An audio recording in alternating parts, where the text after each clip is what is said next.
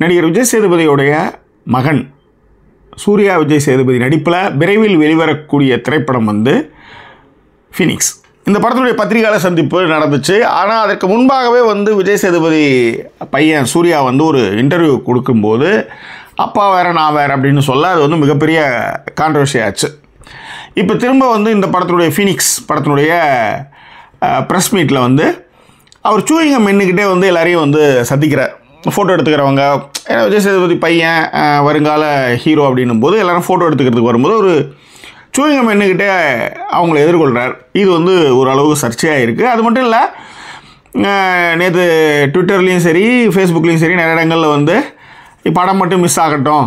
ஏற்கனவே வந்து அஸ்வின் ஒருத்தர் வந்து ஒரு சீரியல்லாம் நடிச்சிட்டு இருந்தார். அவர் வந்து நான் படுத்துக்கிட்டே கதை கேட்பேன்னு சொல்லி அவர் வந்து இதே மாதிரி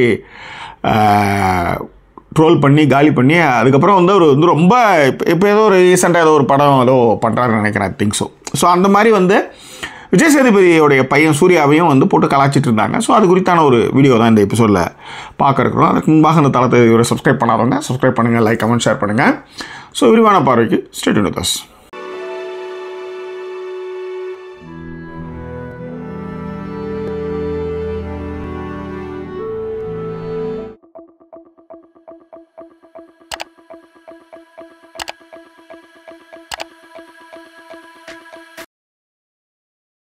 விஜய் சேதுபதி கதை நம்மளுக்கு நல்லாவே தெரியும். அவர் எவ்வளோ கஷ்டப்பட்டார். அவர் வந்து கணக்கராக வந்து வளைகுடா நாட்டில் பணி புரிஞ்சார். அப்புறம் வந்து படத்துக்கு வந்து அட்டன் பண்ணார். 10-11 அத்தோடு இது ஒன்றா நடித்தார். அப்புறம் படங்கள் 50 படங்கள் பண்ணிட்டார்.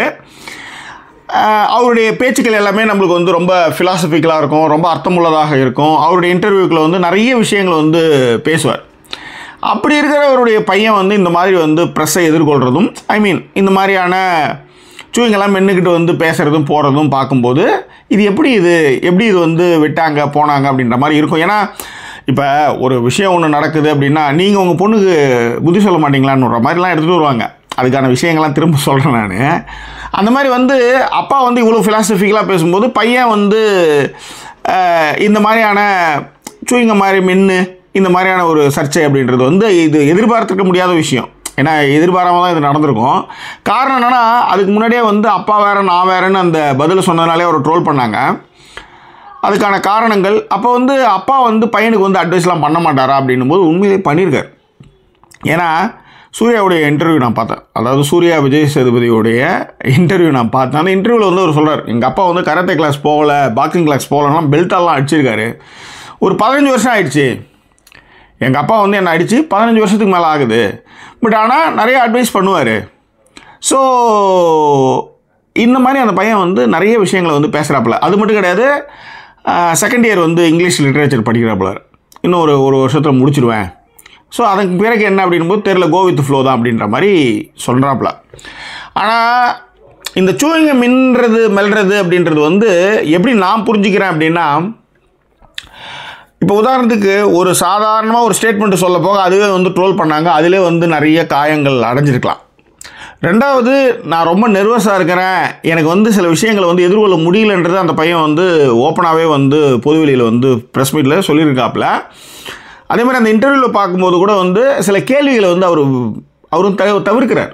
இது வேணாம். அதாவது இந்த ட்ரோல் மெட்டீரியலாக மாறும்போது இதற்கு முன்பு நிறைய பேர் ட்ரோல் மெட்டீரியலாக மாறியிருக்காங்க. பட் அவங்களாம் வந்து அதை எப்படி கடந்து வந்திருக்காங்கன்றதை நான் பார்த்தேன். ஸோ அதனால் அவங்களாம் பெரிய பெரிய அளவில் பாதிக்கப்பட்டாங்க, நான்லாம் ஓரளவுக்கு சின்னதாக தான் பாதிக்கப்பட்டிருக்கேன். பட் என் மேலேயும் தப்பு இருக்குன்றதை ஒத்துக்கிட்டாப்புல. அது மட்டும் கிடையாது, அந்த பாதிக்கப்பட்ட இன்ஸ்பிரேஷன் பண்ண அந்த ஹீரோ யார் அப்படின்னு கேட்கும்போது வேணாண்ணே அப்படின்னு நாசுக்கா தவிர்க்கிறாரு நிறைய விஷயங்கள். இப்போ உதாரணத்துக்கு விஜய் சேதுபதி வந்து இவ்வளவு ஃபிலாசபிக்கலாக பேசும்போது இந்த மாதிரியான அட்வைஸ்லாம் பையனுக்கு கொடுத்துக்கலாமே அப்படின்ற மாதிரி சொல்லியிருக்கலாம், பேசியிருக்கலாம், நம்மளுக்கு தோணலாம். ஆனால் விஜய் சேதுபதி பேசுகிறது எல்லாமே பார்த்தீங்கன்னா அவருடைய அனுபவங்கள், எக்ஸ்பீரியன்ஸ் மூலமாக தான் அவர் பேசிகிட்டு இருக்கார். அவர் வந்து ஃபிலாசபிக்கலாக புக்கெலாம் படிச்சுலாம் பேசுகிறாலாம் கிடையாது. அனுபவங்கள் மூலமாக ஒரு ஒரு சம்பவம், அந்த சம்பவத்தில் என்ன பாயிண்ட்டுன்றதை கரெக்டாக பாயிண்ட் அவுட் பண்ணி அதிலேருந்து எக்ஸ்பீரியன்ஸ் பண்ணி அவர் பேசிகிட்டு இருக்கார். பட் இது வந்து ஒரு செகண்ட் இயர் படிக்கிற ஒரு இங்கிலீஷ் லிட்ரேச்சர் படிக்கிற பையனுக்கு வாய்ப்பே கிடையாது. அது மட்டும் கிடையாது, இப்போ விஜய் சேதுபதி வந்து கஷ்டப்பட்டு இவ்வளோ தூரத்துக்கு அடைஞ்சிருக்கிறார், ரைட்? உதாரணத்துக்கு இந்த மாதிரி சின்ன சின்ன விஷயங்கள்லாம் வந்து பையனுக்கு வந்து சொல்லிக் கொடுக்கக்கூடாதான்னு நம்மளுக்கு ஒரு தோணும். காரணம் என்னென்னா, நீங்கள் நூல் பிடிச்ச மாதிரி எல்லா இடத்துக்கும் நீங்கள் போய் எல்லாம் அட்வைஸ் பண்ணிக்கிட்டே இருக்க முடியாது. ஓகே, இப்போ அந்த நிகழ்ச்சியில் இருந்தாருன்னா அவர் சொல்லியிருப்பார், ப்ரெஸ் மீட் பண்ணும்போது சூயிங்கெல்லாம் போட்டுட்டு இருக்காது, ஒரு மாதிரி தடிப்பாக எடுத்துக்குவாங்க. ஏன்னா நம்ம ஊரில் வந்து கால் மேலே கால் போட்டாலே தடிப்பான இதுக்கு போயிடும். ஸோ இந்த மாதிரி நிறைய விஷயங்கள் இருக்குது. அதனால் அதை வந்து கண்டிப்பாக ஒரு அப்பாவாக அவர் அங்கே இருந்திருந்தாருன்னா கண்டிப்பாக சொல்லியிருப்பாப்புல. இந்த பையன் வந்து சூயிங்கம் எழுதுறதுக்கான இன்னொரு காரணமும் வந்து ஸ்ட்ரெஸ்ஸை குறைக்கிறதுக்காகவும் இருக்கலாம். இன்னொன்று, ஏன் அந்த இன்டர்வியூ பார்த்தனால தான், ஏன்னா அந்த இன்டர்வியூ பார்க்காம நீங்கள் அந்த வீடியோ மட்டும் பார்த்துட்டீங்கன்னு வச்சுக்கோங்களேன், உங்களுக்கே தோணும் இன்னும் ரொம்ப தடிப்பு மேலே சுற்றுற மாதிரியே இருக்குது அப்படின்ட்டு. இன்னொரு கோபமும் இருக்கும். இப்போ எனக்கு கிடைக்காத ஒரு விஷயம் வந்து, நான் என்னென்னா நான் ரொம்ப கஷ்டப்பட்டு வரேன், மாத வாடகை கொடுக்குறதுக்கு ஜிங்கி அடிக்கிறேன், இஎம்ஐ ப்ராப்ளம் இருக்குது, என்னென்னோ இருக்குது. ஸோ இந்த மாதிரியான பொருளாதார சிக்கலில் இருக்கும்போது நம்மளுக்கு பேசிக்காக நம்மளுக்கு எங்கே வந்து யார் மேலே கோபம் திரும்பணும்னா நம்மளை பெற்ற அப்பா மேலே தான் திரும்பும். அவன் எவ்வளோலாம் சொத்துலாம் வச்சுருக்கிறானுங்க, என்னென்னோ பண்ணி சேர்த்துலாம் வைக்கிறானுங்க, ஒரு சொத்தையும் சேர்த்து வைக்கல, ஒரு பணமும் சேர்த்து வைக்கல, எதுவுமே இல்லை பாரு, எல்லாத்துக்கும் நாய்படாத பாடு நம்ம பட்டுட்ருக்கோம் அப்படின்ற மாதிரி தோணும். ஆனால் அந்த கோவம் வந்து இப்போ இந்த மாதிரி விஜய் சேதுபதியோட பையன் வந்து பார்த்தீங்கன்னா வரும்போதே ஒரு இன்டர்வியூ கொடுக்கும்போதே ஒரு பிஎம்டபிள்யூவில் இறங்குறாரு, அவருக்கு 4 பைக் வச்சுருக்கிறாரு, கார் இருக்குது, எல்லாம் இருக்குது. அப்போ இந்த இயல்பாக நம்மக்கிட்ட இந்த பொருளாதார சிக்கலில் வர்ற அந்த அன்ஃபிட்டாக இருக்கிற ஒரு ப்ராப்ளம் இருக்குல்ல, பணத்தில் வந்து நம்மளுக்கு வந்து எந்த சப்போர்ட்டுமே இல்லை அப்படின்னும் போது அப்படி ஒரு கோவம் இருக்கும்போது, விஜய் சேதுபதி இல்லை பெரிய பெரிய நடிகர்களுடைய பசங்களுக்கு வந்து அவங்க வந்து பாஷாக இருக்கிறத பார்க்கும்போது ஒரு வெறுப்பு வந்து நீங்கள் பழகலாம் வேணாம், நீங்கள் உங்களை பார்க்கும்போதே என் வயிறு எரியும் நிறைய பேருக்கு. அது எப்படி, அது நான் இவ்வளோ கஷ்டப்பட்டு இருக்கேன், நீ வந்து பாண்டியன் சில்வர் ஸ்பூனாக இருக்கிற, வரும்போதே பிஎம்டபிள்யூ இன்னும் ஒரு படமே முடிக்கல, நீ பிஎம்டபிள்யூ இறங்குற, 4 பைக் வச்சுட்ருக்க அப்படின்றத வந்து அது நீங்கள் எதுவுமே செய்ய வேணாம். இந்த விஷயங்களே இந்த மாதிரியான வாட் இஸ் தட், இந்த மாதிரியான விஷயங்களே போதுமானது உங்களை ட்ரோல் பண்ணுறதுக்கு.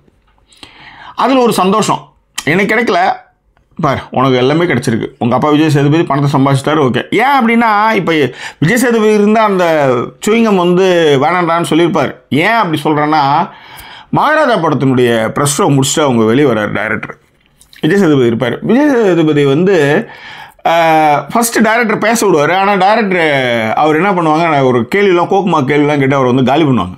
அப்போ டக்குன்னு உள்ளார பூந்து அவர் அசமடக்கிட்டு இவர் உள்ளார வந்து, இல்லை நீங்கள் கேட்குறதெல்லாம் கரெக்டு தான் அப்படின்ற மாதிரி சொல்லி அவர் ப்ரெஸ்ஸுக்கு வந்து இப்போ தான் புதுசு, அதனால் அவர் டேக் ஓவர் பண்ணி அந்த விஷயத்தை வந்து வேறு மாதிரி எடுத்து போவார். அந்த மாதிரி அவர் இங்கே இருந்திருந்தாங்கன்னா நிச்சயமாக அந்த பையனை வந்து இது மாதிரி செய்யாதரா அப்படின்ற மாதிரி சொல்லியிருக்கலாம். அன்ஃபார்ச்சுனேட்லி இது வந்துடுச்சு. இப்போ என்னென்னா, படம் மட்டும் மிஸ் ஆச்சுன்னு வச்சுக்க காலி அப்படின்ற மாதிரியும் இதெல்லாமே மைண்டில் இருக்கும். இப்போ அஸ்வினோட விஷயம் என்னன்னா இதே தான். நான் வந்து பெரிய கிரேஸுங்க, பையன் வந்து பயங்கரமான கைத்தட்டல், பெண் ரசிகைகள்னு ஒரு மிதக்கிற ஒரு ஃபீல். அது அந்த ஃபீலை வந்து எதேச்சையாக பேச போக, எதேச்சைன்னா இவங்களுக்குலாம் வந்து அனுபவங்கள்லாம் கிடையாது. திடீர்னு கிடைக்கிற அந்த பிரபலத்தின் காரணமாக என்ன பண்ணுறாங்க, நான் படுத்துக்கிட்டே கதை கேட்பேன்னு சொன்ன ஒரே கூத்தம் தான் அந்த பையனை அடின்னு அடித்து காலி பண்ணாங்க. ஸோ அடுத்தது லிஸ்ட்டில் வந்து அதை மென்ஷன் பண்ணியே சொல்லியிருந்தாங்க, அஸ்வின் பட்டப்பாடெலாம் தெரியல தம்பி, நீ வந்து இப்போயே வந்து சூயிங்கம் என்னக்கிட்ட வந்து எல்லாருக்கும் கை கொடுத்துட்ருக்கிற, நீ இந்த ஆட்டிடியூட்லாம் குறைஞ்சிருப்பாரு அப்படின்ற மாதிரி ஒரு ட்விட்டர் ஏதோ ஒன்று பார்த்தேன். ஸோ ஒரு 4-5 பேர் இதை வந்து சொல்லிட்டு இருந்தாங்க. ஆமான்றது ஆமோதிக்கிறவங்களும் ஒரு குரூப்லாம் இருந்தாலும் கூட விஜய் சேதுபதி கண்டிப்போடு தான் வளர்த்துருக்காரு. ஆனால் ஒரு கட்டத்துக்கு மேலே நீங்கள் என்னென்னா அனுபவம் தான் கற்றுக் கொடுக்கும். உதாரணத்துக்கு what is the conclusion of this அப்படின்னா, பையன் வந்து தெளிவாக தான் இருக்கிறாப்புல, யோசிச்சு பேசுகிறாப்புல, முன்னாடி வந்து பேசுகிற மாதிரியாக இல்லை, பட் ஆட்டிடியூட்லாம் வந்து அந்த இது இருக்குது, என்ன சொல்கிறது, ஏன்னா எல்லாமே கிடைக்குது அப்படின்னு ஒரு சின்ன ஆட்டிடியூட் வரும்ல, அந்த ஆட்டிடியூட் வரும்.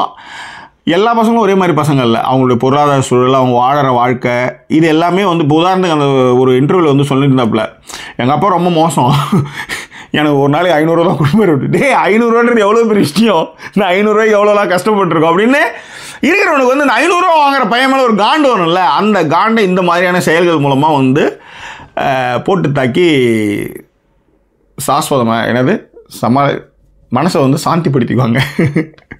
ஓகே, இதுதான் வந்து இந்த சப்ஜெக்டில் வந்து நடந்த விஷயம். ஸோ இப்போ எனக்கு தெரிஞ்சு இந்த விமர்சனம் வந்ததுமே இந்த பையன் என்ன தான் பேசியிருக்காப்புலன்னு நான் போய் பார்த்தேன், ப்ரெஸ் மீட்லேயும் பார்த்தேன், ஃபீனிக்ஸ் ப்ரெஸ் மீட்லேயும் பார்த்தேன். ட்ரைலர் நல்லா தான் இருந்தது ஓரளவுக்கு. அனல் அரசு டைரக்ட் பண்ணியிருக்காரு. ஓரளவுக்கு அது பக்காவாக வந்துடுச்சுன்னா பையன் தப்பிச்சிருவாப்புல. இதே விஷயத்தில் கொஞ்சம் கொஞ்சமாக கற்றுக்கிட்டு அப்படியே வந்துட்டா டக்குன்னு மேலே வந்துடலாம். ஆனால் எங்கேயாவது நடுவில் வந்து ஆட்டிடியூட்லையோ இல்லை வேறு விஷயத்துலையோ சிக்கிட்டாப்புலன்னா ரொம்ப கஷ்டம். ஆனால் தெளிவாக தான் இன்டர்வியூ கொடுத்துருந்தாப்புல. சில விஷயங்களை தவிர்க்கிறது, இப்போ டெண்டர் மாதிரியான விஷயங்கள்லாம் பற்றி பேசுகிறதுல கவனம்லாம் நிறைய இருக்குது. ஓகே, சரி. இதை மீறி வந்து சில பசங்க வந்து அப்பாக்கள் சொல்கிறத கேட்கவே மாட்டாங்க.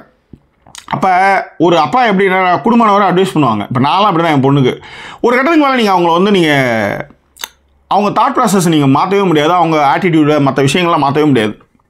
இது எங்கே மாறும் அப்படின்னு சொல்லிட்டுமா, இது அப்படி தான் எனக்கு தெரிஞ்சு விஜய் சேதுபதி விட்டுருப்பார், போகட்டும். இப்போ உதாரணத்துக்கு இவர் வந்து பையன்கிட்ட வந்து பையன் வந்து அப்பா கிட்ட கேட்டிருக்காப்புல, அப்பா பயமாக இருக்குப்பா அப்படின்னு சொல்லியிருக்காப்புல இந்த கான்ட்ரவர்சி வரும்போது. பார்த்துக்கலாம்டா, இதுதான் அப்பா சொல்ல முடியும். ஏன்னா விதவிதமான காரு, நினச்ச ஃபுட்டெல்லாம் சாப்பிட்ற ஒரு பாஷு, BMW வாழ்க்கை, 16 மணி நேரம் வந்து வீடியோ கேம் விளையாடுற ஒரு பையன். ஸோ இப்போ தான் வந்து கிரவுண்டுக்கு வந்திருக்காப்புல. இதுக்கப்புறம் கிரவுண்ட் ரியாலிட்டி தெரியும். ஸோ எப்படிலாம் வந்து கொஞ்சம் கொஞ்சமாக வர முடியும். இப்போ உதாரணத்துக்கு கூட அந்த crime files, Kerala crime files அந்த சீசன் 2ல் வந்து புதுசாக ஸ்டேஷனுக்கு ஒரு இன்ஸ்பெக்டர் வந்திருப்பார். ஆனால் அந்த பிளட் சாம்பிளை வந்து எடுத்துன்னு போகிறதுக்கு வந்து ஒரு ஆள் அவுட் அனுப்பிச்சிருப்பார். அதுக்கு வந்து சீஃப் வந்து கற்றுவான், நீ என்ன மாதிரி பிடிக்கிட்டு இருந்த, போக வேண்டியதானே நீ அப்படின்ட்டு. அந்த மாதிரி இந்த கிரவுண்ட் ரியாலிட்டின்றது வந்து நம்ம எல்லாரையும் நம்புவோம், ரொம்ப கேஷுவலாக நம்ம வீட்டில் இருக்க மாதிரி இருப்போம். ஆனால் சமூகம் அந்த கிரவுண்டு வந்து வேறு லெவல் கிரவுண்டு, அதில் வந்து சிக்கிறது வந்து ரொம்ப கஷ்டம். அப்போ வந்து அப்பாவா விஜய் சேதுபதி என்ன பண்ணுவார்?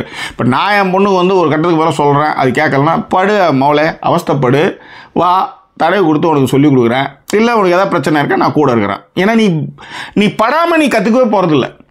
என்னதான் பாண்டியன் ஸ்டோர்ஸ் ரெஸ்பானாக இருந்தாலும் சரி, கஷ்டப்பட்டு வந்தாலும் சரி, படாமல் உங்களுக்கு எந்த ஒரு அனுபவமும் கற்றுக் கொடுக்கப்படாது. ஸோ அப்படி தான் அவரும் வந்து ஓரளவுக்கு அட்வைஸ்லாம் பண்ணியிருப்பார், கூட இருக்கலாம், அவ்வளோதான். மற்றபடி கிரவுண்ட் ரியாலிட்டியில் இறங்கி பிரச்சனைகளை எதிர்கொள்ளும் போது தான் அது அனுபவங்களை கற்றுக் கொடுக்கும். அதனால் அப்படி தான் அவர் விட்டுருக்கலாம்னு நினைக்கிறேன். பட் இந்த சூயிங்கம் வந்து ஒரு பெரிய விஷயமானதுனால ஒரு வீடியோவை பண்ணலாம் அப்படின்னு பேசியிருக்கேன். இது குறித்து உங்களுக்கு கருத்துக்களை எதாக இருந்தாலும் பிரிண்டர்களை தெரியப்படுத்துங்க. இன்னும் வேறு எபிசோடில் உங்களை நான் சந்திக்கிறேன். அது ஒரு நன்றி கூறிய விருது உங்கள் ஜாக்கி சேகர். நன்றி, வணக்கம்.